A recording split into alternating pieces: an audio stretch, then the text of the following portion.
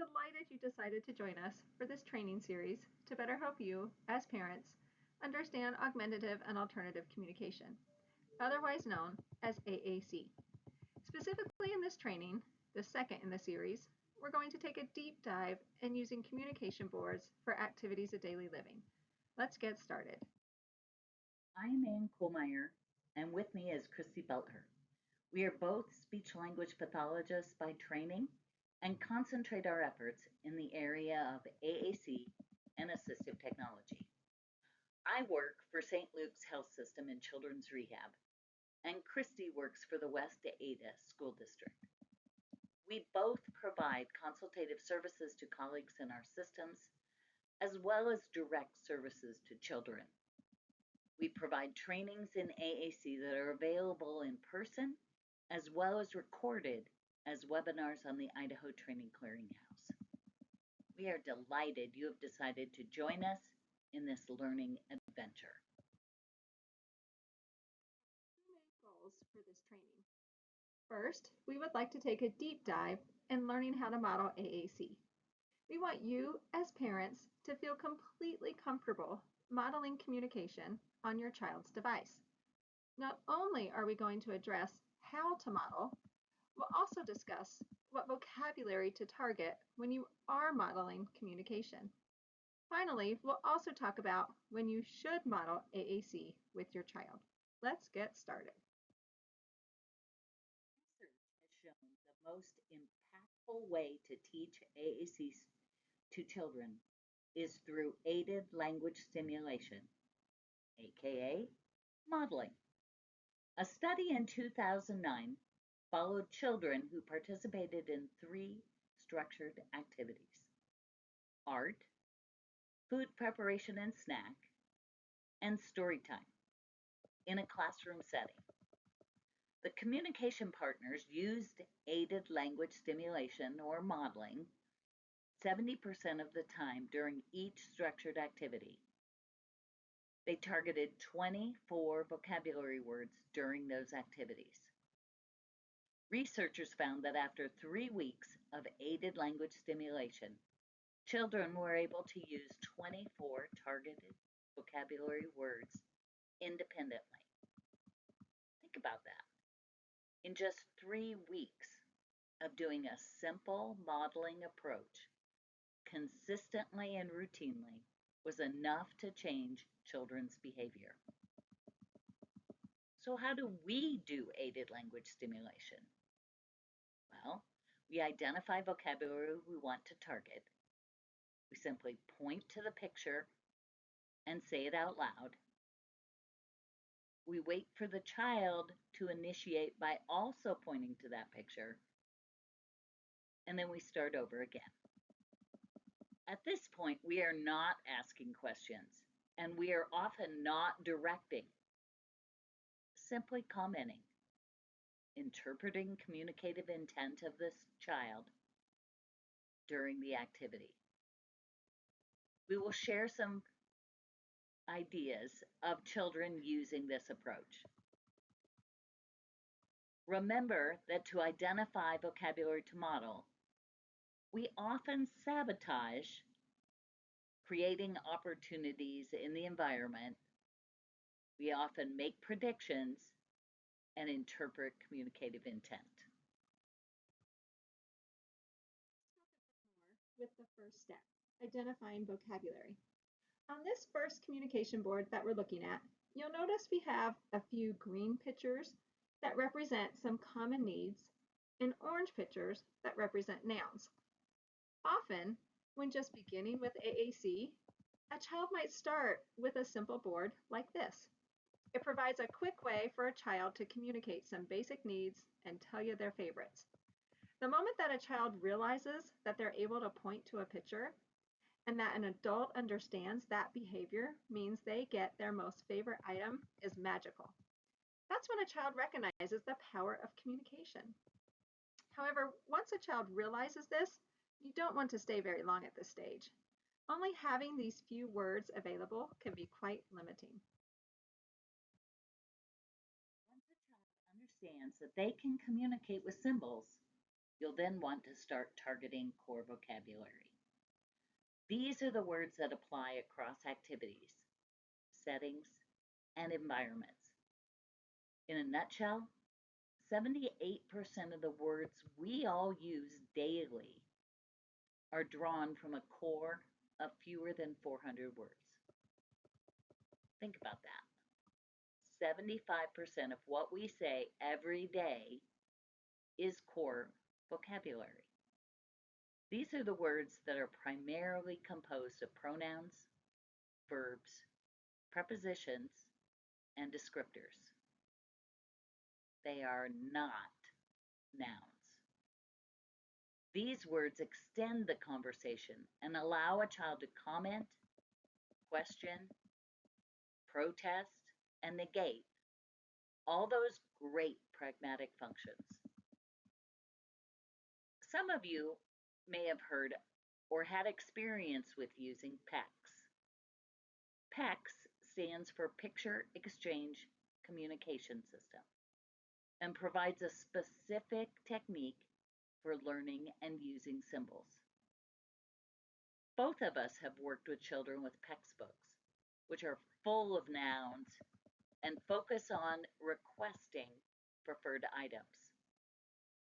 I often found a need for more noun labels as I never had the right picture for the moment. Or the parent told me of the child removing all of the pictures and crumbling and throwing them around the house. The pictures never ended up in the book in the same place.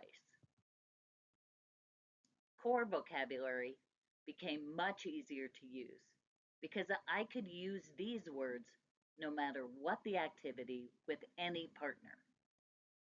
They were also more useful for communicating a variety of intents. Ultimately, we know that children need both. They need verbs and prepositions, core vocabulary, as well as nouns, fringe vocabulary, to communicate a variety of thoughts, wants, and needs.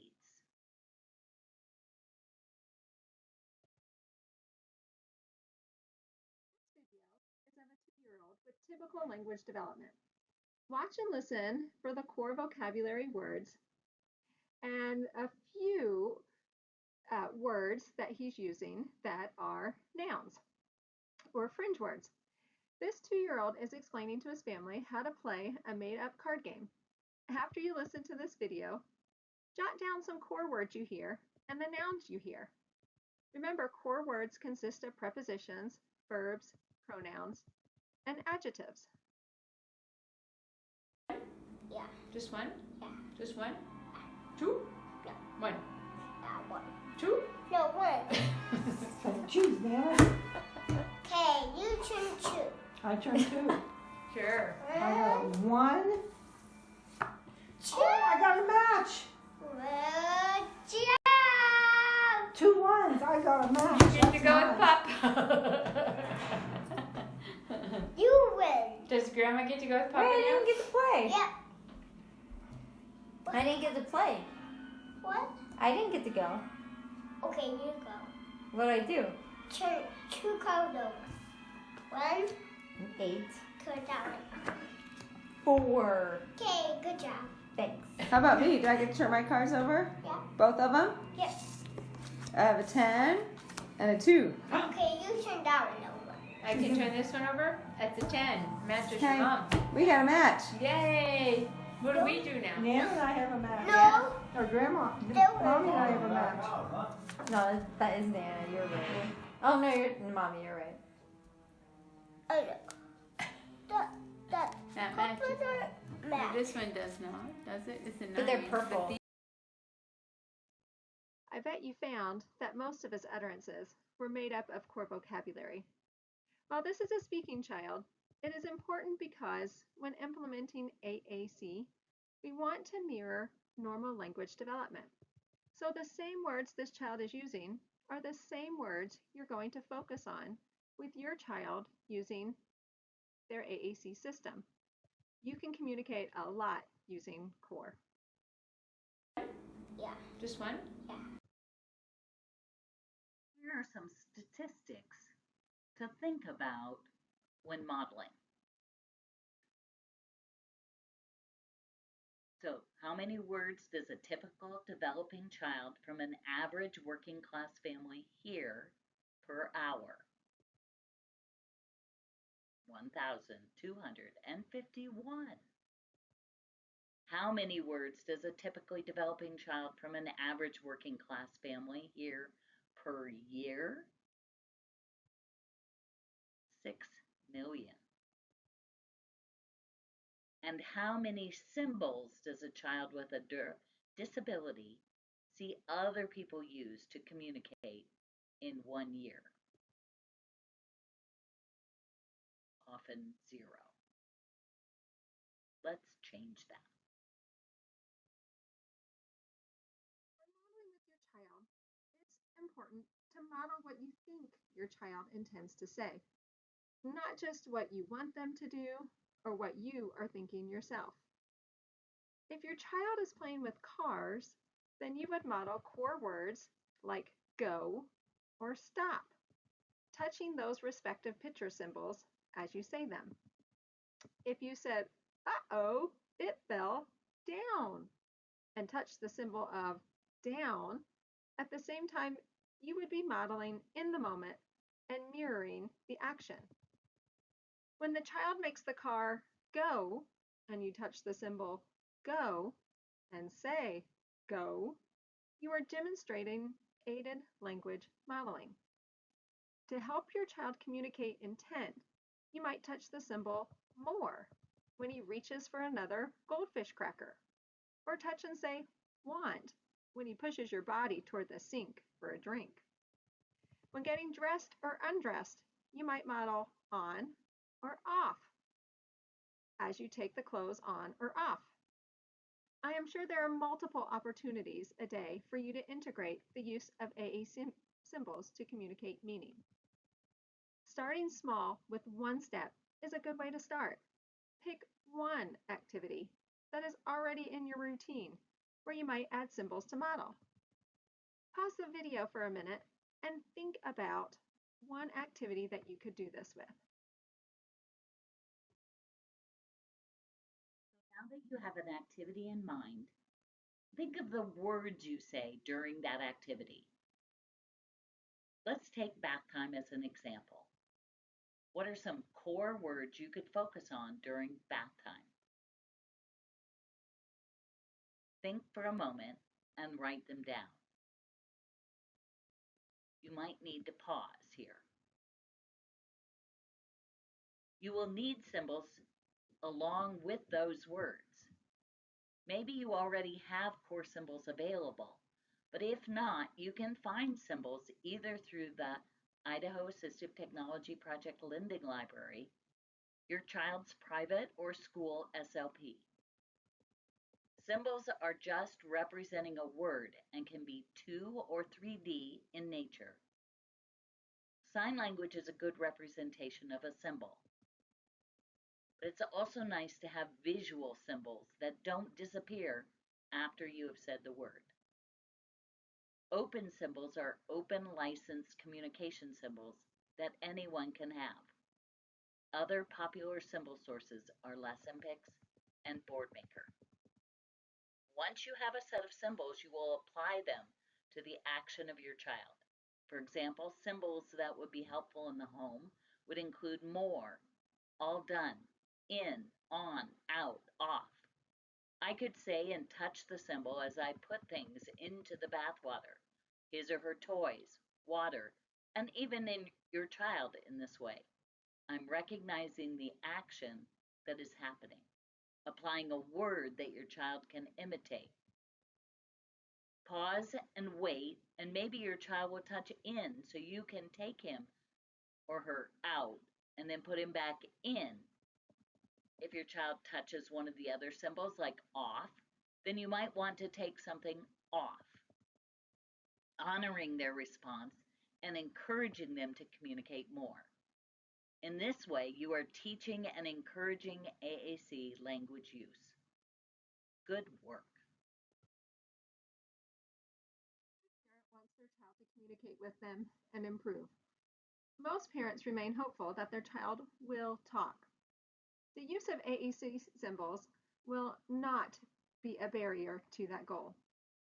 If anything, research has shown that the use of AAC symbols and devices actually helps children along that path, and that some start speaking.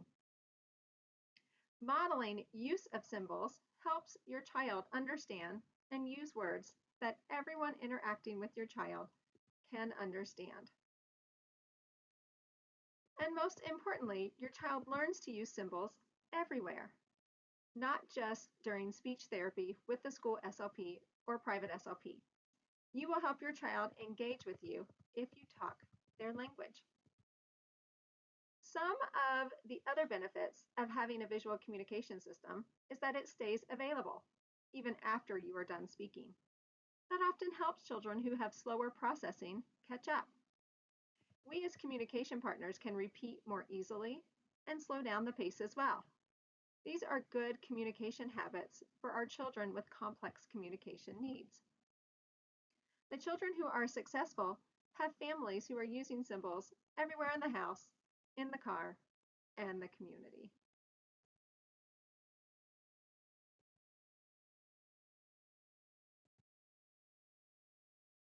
Summary. You are listening to this webinar because you want to help your child communicate. AAC is a method of communication that helps children who are non-speaking use symbols or words to communicate a variety of intentions. To teach AAC, these 4 things need to be adopted. Attribute meaning to those expressive communication behaviors your child is demonstrating. Encourage communication by touching symbols without requiring they use it. If they don't indicate more, then you might simply put the goldfish crackers back on the shelf versus requiring them to use more. Natural consequences. Make sure you provide aided language input. It's not just on them to use those symbols. You have to do it too. And then slow down. Pause. Giving your child sufficient time to respond. You can do this.